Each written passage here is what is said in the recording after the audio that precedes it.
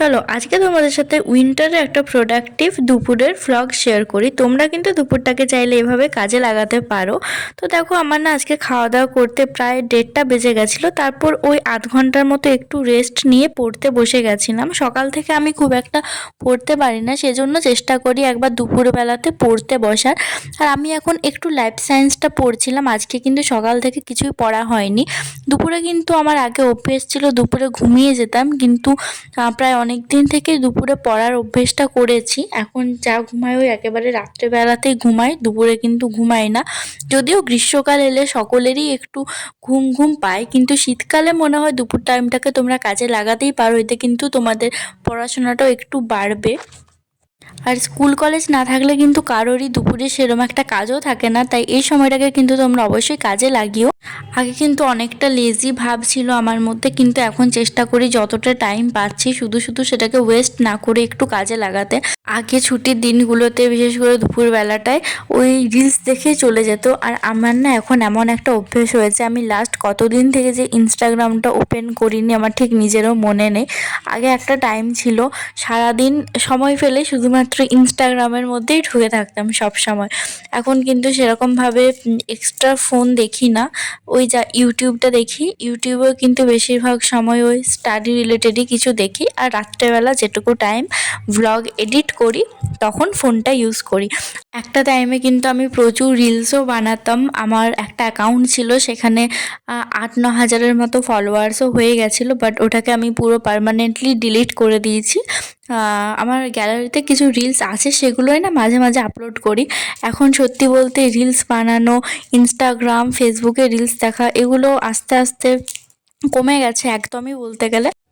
তোমরাও যাদের রিলসের প্রতি খুব বেশি অ্যাডিক্টেড হয়ে আছো, অভ্যেসটা কিন্তু আস্তে আস্তে কমিয়ে দাও, কারণ সত্যি বলতে এটা কিন্তু প্রচণ্ড টাইম ওয়েস্ট করে। আমি দেখেছি একবার যদি ইনস্টাগ্রামটা খুলি রিলস পাল্টাতেই যায়, মানে ইনস্টাগ্রাম থেকে আর বার হতে ইচ্ছা করতো না, এমন হয়ে যেত।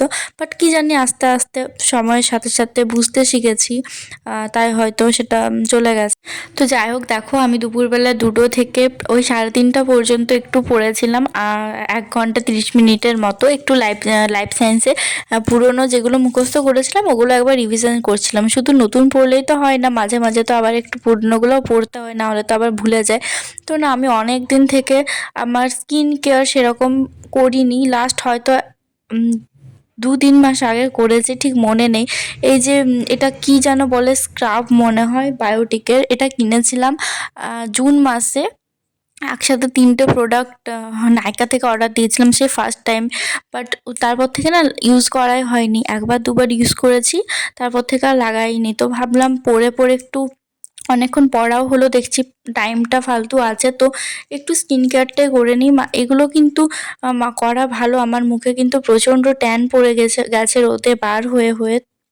তো ভাবলাম দেখি এটা ইউজ করে কি হয়। যদিও কোনো প্রোডাক্টই কিন্তু একদিন ইউজ করে সেটার কোনো ফল পাওয়া যায় না, তবুও মানে আমি না কোনো কিছু যদি স্কিনে মাখি আমি ভাবি না আমি এই লাগালাম আমি ইনস্ট্যান্ট গ্লো পাবো এরকম, বাট সেটা তো হয় না। বাট ওটা ভাবি, তো ভাবলাম যতটুকু আছে সপ্তাহে একদিন করে লাগিয়ে এটা শেষ করে দিই। মাঝে মাঝে স্কিন কেয়ার করলে না একটু বেশ ভালো লাগে, মুখটা কি সুন্দর একটু বেশ ফ্রেশ লাগে।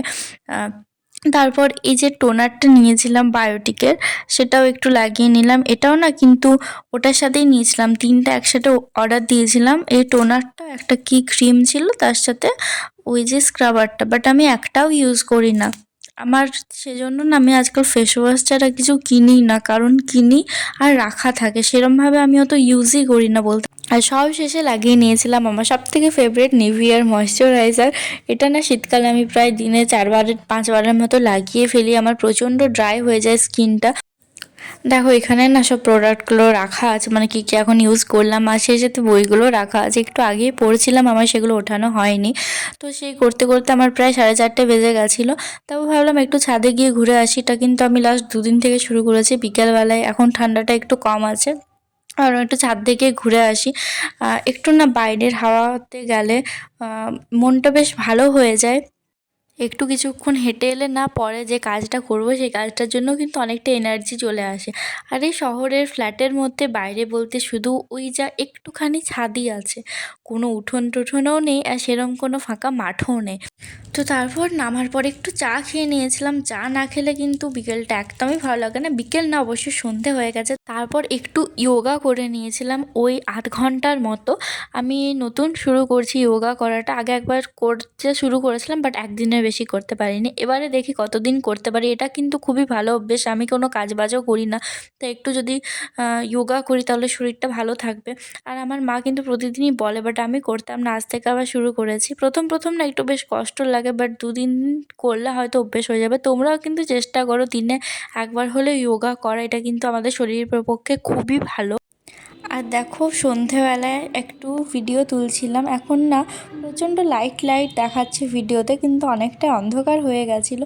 আর দেখো চাঁদটা আজকে কি সুন্দর দেখাচ্ছে, কালকে পূর্ণিমা, সেজন্য আজকে খুব সুন্দর চাঁদটা লাগছে, একদম পুরো গোল। আর পরশুদিন মকর সংক্রান্তি, আর দেখতে দেখতে আরও একটা বছরের মকর সংক্রান্তিও চলে এলো।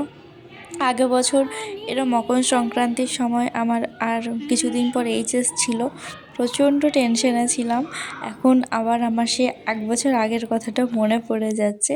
তো যাই হোক, তারপর না একটু খই খেয়েছিলাম, আমার কিন্তু খই খেতে প্রচণ্ড ভালো লাগে, সেজন্য অনেক সময়।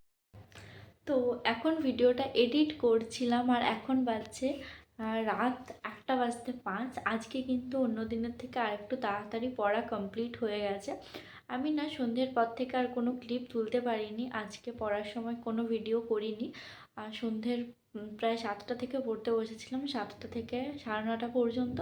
তারপর খাওয়া দাওয়ার পর 10:30 থেকে 12টা পর্যন্ত। তো আজকে এতটাই পড়েছি, আর দুপুরে একবার পড়েছিলাম 1 ঘন্টা 30 মিনিটের মতো। আজকে সেরকমভাবে স্টাডি ভ্লগ তুলিনি, কিন্তু দুপুরের পর থেকে একটু সামান্য একটা প্রোডাক্টিভ রুটিন তোমাদের সাথে শেয়ার করলাম। তোমরাও কিন্তু এভাবে করতে পারো। তো ভিডিওটা না আজকে এখানেই শেষ করছি। আর দেখো যেমনটা বলেছিলাম আস্তে আস্তে ঘুমানোর টাইমটাকে একটু এগিয়ে নিয়ে আসবো, সেটা কিন্তু করছি। কালকে 2টার সময় ঘুমিয়েছি, আজকে এখন বাজছে 1:05। আর ভিডিওটা দেওয়ার পর আর প্রায় 8 ঘন্টার মতো কাজ আছে, মানে 1:30 বা তার থেকে আগেও ঘুমিয়ে পড়তে পারি। আর চেষ্টা করব কালকে একটু তাড়াতাড়ি ওঠা, তাড়াতাড়ি বলতে 7:30, 7:30টার মধ্যে, 8টা না। তো চলো দেখি কাল 7:30টায় উঠতে পারি কি না, নেক্সট ব্লগে শেয়ার করব। তো সবাই খুব ভালো থেকো, সুস্থ থেকো, বাই, দেখা হচ্ছে অন্য একটা ভিডিওতে। Good night.